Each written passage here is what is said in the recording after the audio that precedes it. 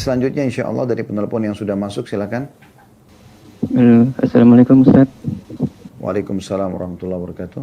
Mohon izin pertama, terima kasih sebelumnya atas kesempatannya. Ini Ya, sama-sama. saya mau Insyaallah. bertanya, Silakan. apakah prioritaskan yang mana antara istri sama anak dan ibu kandung?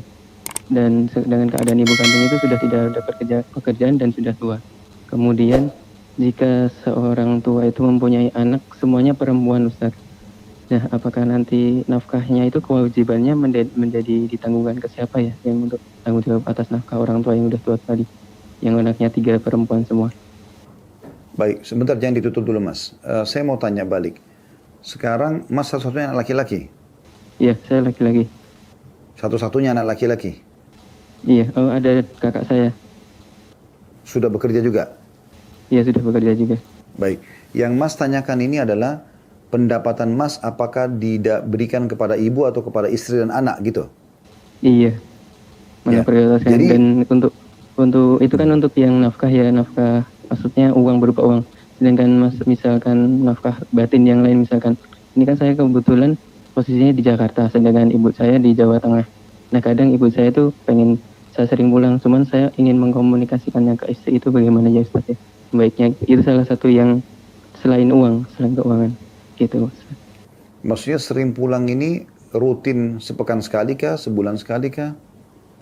Nah kalau ibu saya sih kadang nggak mesti, misalkan kangen tuh 1 bulan 2 bulan gitu baru pengen anak pulang nak gitu, ibu sudah kangen gitu.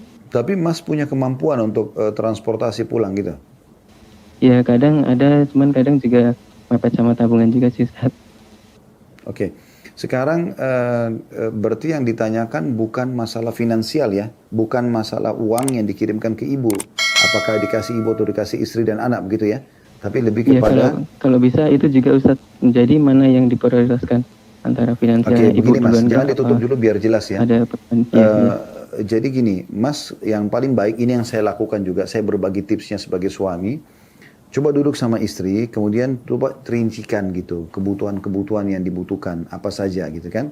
Misalnya ini ya, minyak goreng, sampo, sabun, segala macam. Oh iya, kebutuhannya sekian misalnya. Maka dari situ, Anda kemudian tahu setiap bulan harus menyiapkan buat istri sama anak yang wajib yang Allah bebankan itu berapa. Contoh misal 3 juta rupiah. Ya udah berarti Mas tinggal sisipkan 3 juta rupiah, selebihnya Mas bisa pakai untuk pribadi atau bantu ibunya gitu. Jadi ini yang paling tepat supaya kita tidak luput dari kewajiban utama. Karena kalau masalah finansial Anda memberikan kepada istri dan anak juga wajib gitu kan. Karena ibu Anda dari Anda bisa, dari saudara yang lain juga bisa. Seperti itu. Jelas ya? Jadi alangkah baiknya dulu dirincikan kebutuhan istri sama anak. Jadi Anda bisa tahu berapa kebutuhan yang harus Anda siapkan setiap bulan buat mereka. Selebihnya Anda infakkan dan sedekahkan buat ibu Anda, nggak ada masalah. Kalau masalah pertanyaan yang kedua yang masalah tadi punya anak-anak perempuan, apakah itu juga menjadi tanggungan Mas begitu tadi ya? Ya itu posisi di mertua saya sih sebenarnya Ustaz. Jadi anak dia perempuan semua.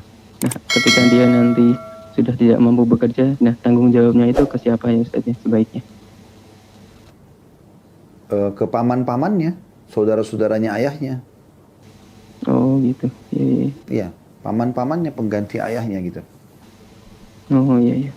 Sama juga tadi pertanyaan yang tentang masalah ibu Mas ya, kayak yang tadi kalau beliau minta pulang. Kalau Anda punya kemampuan pulang saja, tidak ada masalah. Kalau untuk bagaimana membahasakan kepada istri, yang paling tepat jelaskan masalah hukum agama. Anda sebagai suami dia tetap wajib bakti sama orang tua walaupun sudah satu suami. Beda posisi istri Anda beda. Karena dia memang begitu menikah dan berstatus istri, maka kewajiban baktinya nomor 1 kepada suami. Tapi kalau seorang suami nggak bisa. Jadi memang kalau ibu mengatakan, nak tolong pulang kangen ya, selama Anda mampu lakukan. Ya, kalau Anda belum mampu, misalnya Anda mengatakan, ibu, saya mohon maaf, saya betul-betul, misalnya Anda betul-betul tidak punya uang, bukan masalah kepepet. Masalah kepepet, tidak ada masalah, sedekah aja, berangkat, nanti Allah akan gantikan gitu. Misalnya pas-pasan nih, saya punya tabungan transportasi, misalnya 1 juta rupiah, tabungan saya 2 juta, saya khawatir nih kalau ada kebutuhan keluarga tiba-tiba mendesak, itu nggak usah dipikirin, keluarkan saja, untuk ibu itu sedekah besar gitu. Itu paling besar. Tapi kalau Anda betul-betul tidak ada uang sama sekali, ya, betul-betul tidak ada uang sama sekali, maka di saat itu Anda minta maaf kepada ibu. Allahu a'lam. Begitu Mas ya? Ya baik Ustaz, ya terima kasih banyak Baik. Ustaz ya. Ya, sama-sama.